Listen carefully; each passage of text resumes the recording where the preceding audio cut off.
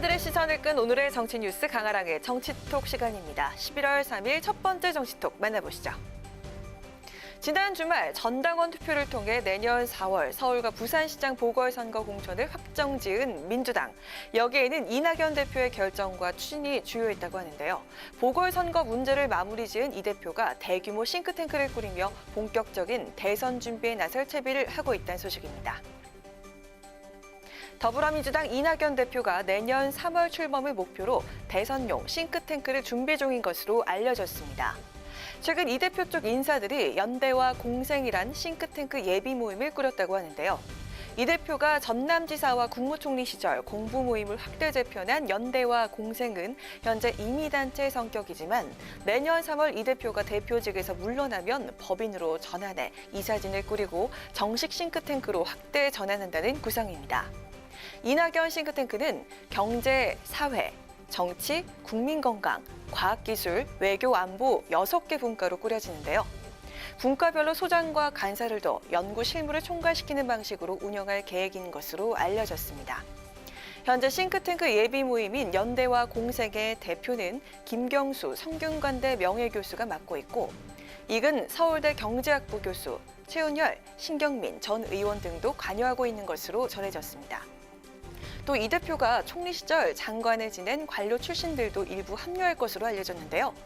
싱크탱크 참여 인사들의 면면과 관련해 이념으로는 중도 성향의 문재인 정부 들어 행정부나 각종 위원회의 중요 직책에 등용되지 않은 학계 인사들로 일부는 이 대표와 호남 인맥으로 연결된 것 같다는 게 정가의 분석입니다.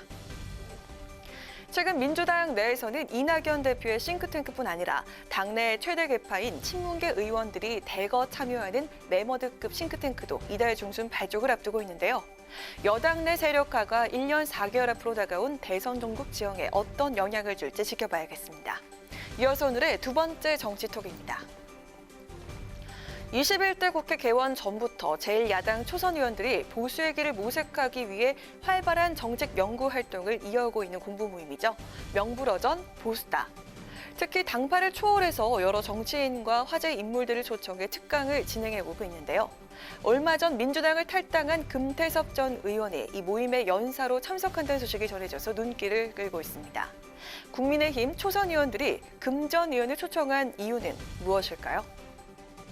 금태섭 전 의원 같은 경우는 저희 국민의힘의 많은 의원들이 주목했던 분이죠. 더불어민주당의 폭거에 저항하다 탈당해 나오셨기 때문에 또한 들을 말씀이 있고 특히 저희 초선 모임에서는 우리가 초선으로서 우리도 저렇게 할 수 있을까라는 생각을 했을 것 같고요.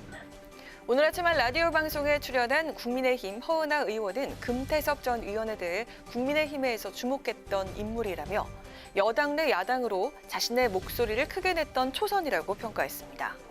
금 전 의원의 탈당 관련 얘기뿐 아니라 민주당이 여당이 될 때까지 승리 전략과 노하우에 대해서도 듣기 위해 초청했다는 게 허 의원의 설명입니다. 이번 강연은 국민의힘 명불허전 보수다 모임을 주도하고 있는 허 의원이 직접 금 전 의원에게 제안해 어제 최종 성사됐는데요.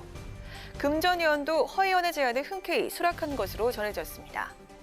끝장난 민주주의를 살리기 위한 강연 시리즈의 일환으로 오늘 18일 연단에 설 예정인데요.